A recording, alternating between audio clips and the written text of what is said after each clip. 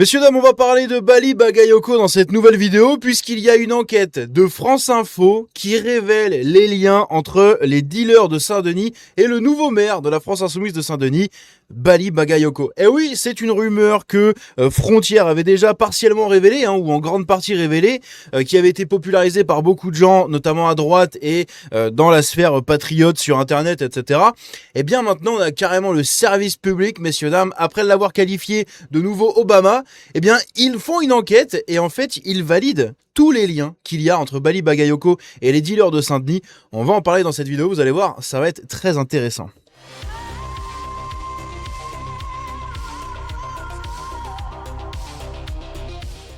Donc, comme je l'ai dit, Bali Bagayoko a des liens très étroits avec les narcotrafiquants de la ville de Saint-Denis et autres, les villes aux alentours.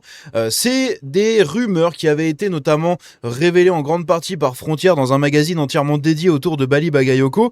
On y apprenait beaucoup de choses sur les liens concernant le nouveau maire de Saint-Denis et la sphère des narcotrafiquants de la ville. Eh bien, ça a été confirmé par France Info. Et oui, parce qu'il y a une enquête du service public qui a été fait sur lui et qui vient valider toutes les théories racistes et complotistes de l'extrême droite sur notre pauvre Obama français. Bah voilà, maintenant il y a carrément le service public qui valide. Donc, on va revenir un peu sur toute cette histoire. Selon une enquête de France Info, le nouveau maire LFI de Saint-Denis est intervenu à 2 reprises entre décembre 2025 et juin 2026 dans des dossiers concernant 2 frères condamnés par le passé, notamment pour trafic de stupes. L'élu déplore des rapprochements et des insinuations. Eh oui, puisque dans un live que j'avais fait, je vous invite à aller le regarder sur ma chaîne, un live où on regardait l'interview qu'il avait donnée à la Zawa Prod, eh bien dedans il revenait partiellement sur ces allégations, qui étaient des allégations et qui sont maintenant prouvées entre guillemets par le service public. Donc il n'y a pas que l'extrême droite raciste qui dit ça, évidemment. Et donc il revenait un peu là-dessus et il déclarait que les dealers avec qui il avait des contacts sont des gens dont il respecte le parcours et la vie, d'accord, etc. Sauf qu'on sait très bien qu'il y a beaucoup d'influence du côté des dealers dans les quartiers et donc que possiblement il a été élu grâce aussi au soutien de tous ces dealers et de tous les narcotrafiquants en s'engageant de son côté à faire en sorte que la police les emmerde un peu moins. Et il a déjà commencé avec tous les vendeurs à la sauvette, tous ceux qui vendaient des clopes sous le manteau, etc. Eh bien, tous ces gens-là, maintenant, ne sont plus emmerdés par la police. Voilà. Je vous avais déjà fait des vidéos dessus, mais on avait la police, dont plusieurs membres avaient déclaré qu'en fait, ils avaient interdiction maintenant d'aller contrôler ces gens-là, qu'ils devaient les laisser tranquilles, tout simplement, pour soi-disant concentrer leurs efforts autre part. Bon, c'était surtout pour laisser les vendeurs à la sauvette. Bref, c'est plein de choses comme ça qui tournent autour de la campagne de Bali Bagayoko, et donc de son actuel mandat de maire de la ville de Saint-Denis. À peine élu à Saint-Denis, les polémiques et les sujets délicats se multiplient pour Bali Bagayoko, parce que oui, tout ce qu'on a vu sur Bali Bagayoko, messieurs, dames, depuis plusieurs mois maintenant, ça ne date que depuis mi-mars. Toutes les vidéos que j'ai faites pour dénoncer tout ce qui s'est passé autour de Bali Bagayoko, ça ne fait que 3 mois que ça existe. Enfin, 3 mois que je le fais. Il y a que depuis 3 mois que j'en parle de Bali Bagayoko et de toutes les casseroles qu'il a eu. Imaginez sur un mandat de 7 ans. Mon Dieu. Le 15 mars dernier, Bali Bagayoko est élu maire de la ville des Rois de France dès le premier tour, la ville des Rois qu'il avait transformée en la ville des Noirs avant de ne plus assumer ses propos, alors même qu'ils ont été filmés sur les chaînes d'infos. Également, on rappelle, il a été élu à plus de 50% des voix dès le premier tour, puisque en fait il a été élu par 13 000 personnes sur une ville de Saint-Denis qui compte 150 000 habitants, dont les 3 quarts à 80% votent, d'accord. Sur ces 80%-là, il y a eu forcément de l'abstention, et sur le reste, il n'a eu que 13 000 voix.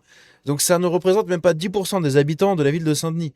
C'est quand même pas beaucoup, littéralement, c'est vraiment pas beaucoup. Il a été élu avec pas beaucoup de pourcentage des gens qui peuvent voter. C'est juste le gros taux d'abstention et l'influence des sphères musulmanes et narcotrafiquantes qui l'ont élu, qui l'ont poussé à la mairie, tout simplement. Mais ça, on le savait déjà avant que l'élection soit faite. On savait déjà que Bali Bagayoko allait passer comme ça, comme David Guiraud à Roubaix, exactement pareil. Ancien adjoint pendant près de 20 ans sous la bannière du Parti communiste, tiens donc, il devient le premier maire insoumis d'une ville de plus de 100 000 habitants. Une victoire nette, même si l'abstention atteint 57%, et que seuls 13 500 électeurs ont porté leur voix sur son nom. Ça fait pas beaucoup. Ça fait vraiment pas beaucoup. La campagne avait déjà particulièrement tendue parce que oui, 57% des gens qui pourraient voter, donc 57% d'abstention. C'est-à-dire que si la ville fait 150 000 habitants, on peut estimer environ 130 000 personnes, 120, 130 000 personnes qui peuvent voter. Sur ces 20, 130 000 personnes, il y en a eu la moitié qui ont voté en gros, donc on va dire 50, 60 000 personnes, d'accord, au moins 60 000 personnes qui ont voté. Sur ces 60 000 personnes, eh bien, il a été élu entre guillemets qu'à 13% des voix parce qu'il y a beaucoup d'abstention, il y a beaucoup de trucs comme ça. C'est vraiment pas beaucoup. C'est pas beaucoup. 57% des voix exprimées pour 13 000 voix dans une ville de 150 000 habitants. Bref, on va pas tergiverser plus longtemps là-dessus, mais c'est quand même un détail très important de son élection. La campagne avait déjà été particulièrement tendue. Bali Bagayoko était visé par des insultes racistes sur les réseaux sociaux, ouin, mais aussi par des accusations politiques autour du narcotrafic, comme nous le rappelions dernièrement dans nos colonnes. Le maire socialiste sortant, Mathieu Hanotin, avait affirmé, sans mettre directement en cause son adversaire, que les narcotrafiquants avaient fait un choix lors de cette élection afin de battre une équipe qui, selon lui, avait engagé une politique de lutte contre ce phénomène. Donc, apparemment, le maire socialiste avait organisé tout un dispositif de lutte contre le narcotrafic. Donc, eux, ils se sont ligués contre celui qui allait les protéger. Ça en dit long, ça en dit très très long. Bali Bagayoko avait dénoncé une ligne rouge franchie et déposé une plainte en diffamation, finalement classée sans suite par le parquet de Bobigny. C'est dans ce contexte que la cellule d'investigation de Radio France publie une enquête gênante pour le nouveau maire. Selon France Info, Bali Bagayoko est intervenu à 2 reprises entre décembre 2025 et juin 2026 en faveur de 2 membres de la famille Doumbia. La famille Doumbia, on en avait parlé dans la précédente vidéo sur ce sujet, justement autour des narcotrafiquants.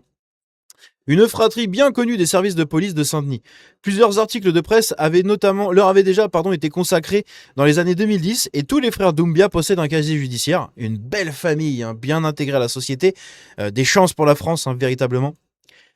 Le premier dossier concerne Ahmed Doumbia, 49 ans. Selon France Info, il a notamment été condamné pour du trafic de drogue en 98 puis en 2010, avec des peines de 3 puis 6 ans de prison.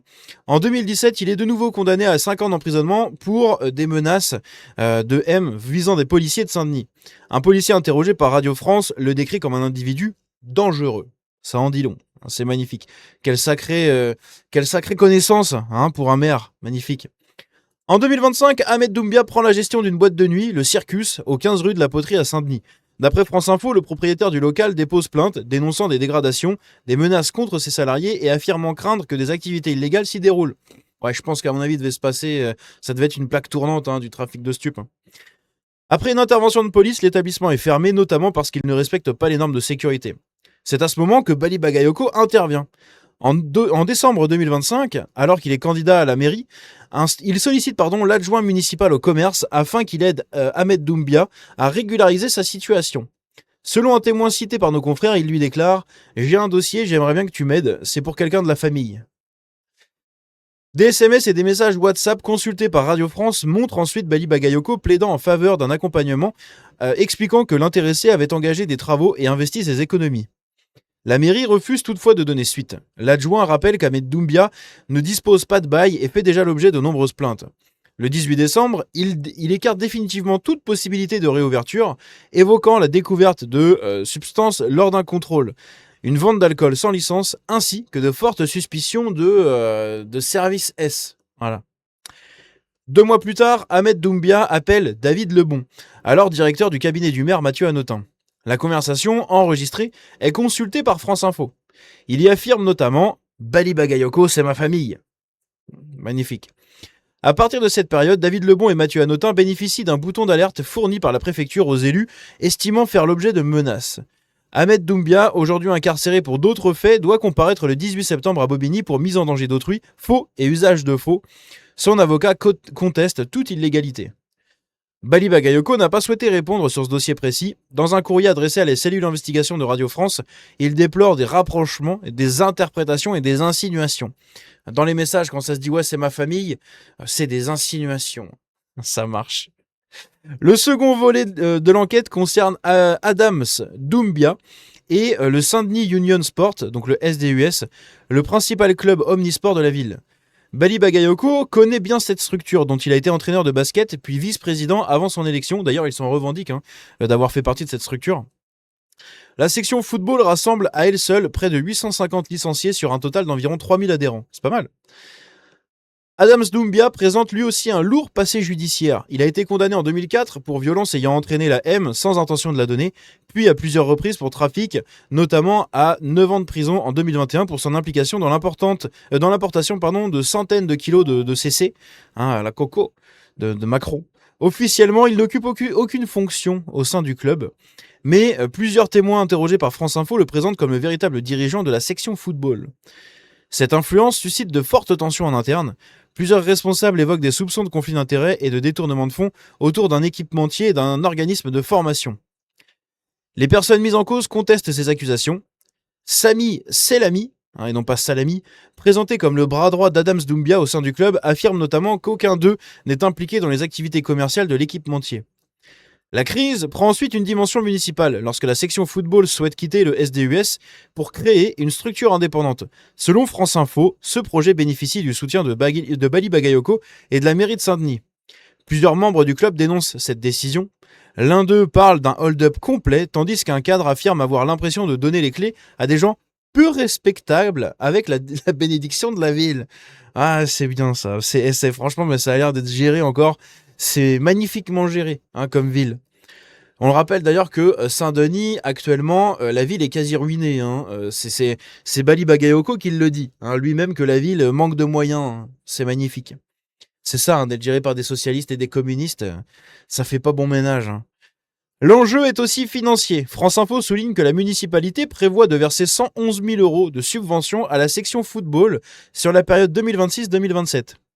En cas de scission, cette enveloppe pourrait être transférée à la nouvelle structure soutenue par Adams Doumbia. Intéressant, petit détournement d'argent en vue là ou quoi ?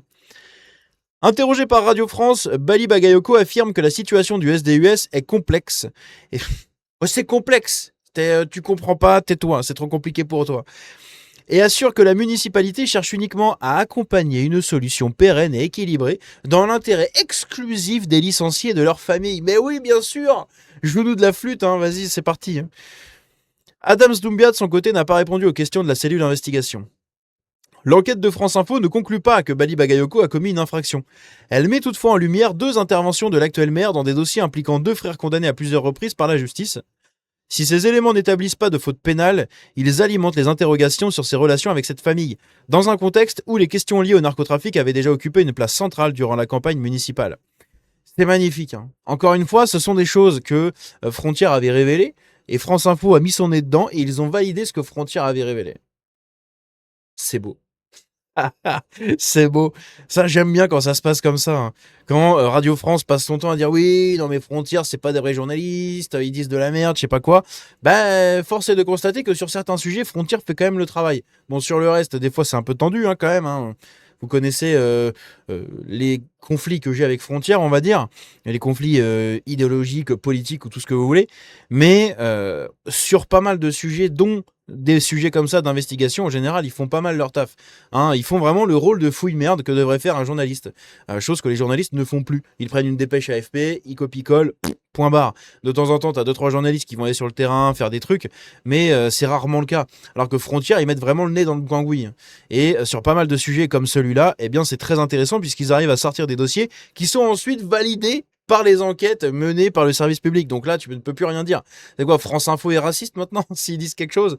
Donc c'est quand même assez incroyable. Ça met en lumière pas mal de liens très curieux entre Bali Bagayoko et la sphère des narcotrafiquants à Saint-Denis, puisque au-delà de les protéger avec ses policiers en les désarmant, puisqu'ils voulaient désarmer la police, comme ça, elle n'a plus le droit d'intervenir, et en plus, elle n'a pas d'armes. Donc comme ça, si jamais il faut vraiment intervenir, ils n'ont même pas d'armes pour le faire. Voilà. Comme ça, c'est nickel. Et en plus de ça, de par ces politiques, beaucoup de policiers s'en vont au fur et à mesure. Donc on réduit comme ça cette cellule de lutte contre le narcotrafic au sein de la police municipale, puisqu'au fur et à mesure, les gens se barrent. D'ailleurs, c'est à noter que sous son mandat, Bali Bagayoko, ça y est, la nouvelle direction, la direction a changé de la police municipale. Il y a une nouvelle direction de la police municipale. Et il en est fier. Il s'en revendique lui-même dans une vidéo postée sur ses réseaux, que je peux vous montrer juste ici, où il montre comme ça avec des papiers ce qu'il a fait. D'ailleurs, on va pouvoir la mettre, le temps de finir cette vidéo, je vais la mettre en x2, comme ça vous regarderez, vous ferez pause si jamais il y a des trucs qui vous intéressent. Mais il s'en revendique lui-même, hein. Il en est fier, hein, de cette nouvelle direction de la police municipale, puisque oui, elle a pour objectif de ne plus lutter contre le narcotrafic et contre les délinquants, hein, littéralement. Puisque lui, il veut mettre en place une police de proximité, hein, comme ça veut se faire dans pas mal de villes créolisées en Angleterre et dans le monde anglo-saxon, notamment à New York aussi, où ils veulent remettre un peu cette police de proximité. Donc en gros, c'est des musulmans, possiblement parents ou familles de narcotrafiquants, qui vont devoir contrôler d'autres narcotrafiquants. Que voulez-vous? Voilà, nouvelle direction de la police municipale, hein. Tout ça, c'est ce qu'il a fait durant son mandat. Voilà, donc quand les gens lui disent « Ah non, mais t'as rien fait pendant ton mandat », il est fier d'afficher tout ça. 99,9% des choses qui sont affichées ici, c'est des trucs communistes, hein. C'est-à-dire, on a pris l'argent du contribuable et on en a fait quelque chose qui ne va pas servir à tout le monde, qui n'est pas forcément dans l'intérêt global de la ville, mais qui va cibler toujours une même communauté. Hein, les classes populaires, hein, entendez par là l'immigration, les descendants d'immigration, hein, puisque ce sont les plus visés par ce genre de choses, donc avec des vélos gratos, des repas à 1 euro dans les collèges, etc. Ici, des kits scolaires gratuits pour les primaires, hein, alors que ça coûte que dalle, hein, l'équipement pour la primaire, je veux dire, c'est pas des calculettes à 100 balles comme, comme pour les lycéens ou des trucs comme ça. Hein, l'équipement pour la primaire, moi je sais, les miennes sont en primaire, ça coûte que dalle, hein. Voilà. Mais ils sont quand même obligés de le donner gratuitement, tu comprends? On est quand même obligé de dilapider l'argent public de la ville. Et il y a plein de projets comme ça. Donc c'est absolument hallucinant. Bref, n'hésitez pas à me dire ce que vous en pensez de tout ça dans les commentaires. On se dit à très bientôt, prenez soin de vous, que Dieu vous bénisse. Encore une fois, cette ville de Saint-Denis qui nous offre un regard sur le futur de la France sous une ère... imaginée, hein, parce que ça n'arrivera jamais, mais sous une ère de contrôle de la LFI, c'est absolument magnifique. Bref, prenez soin de vous, à la prochaine, ciao.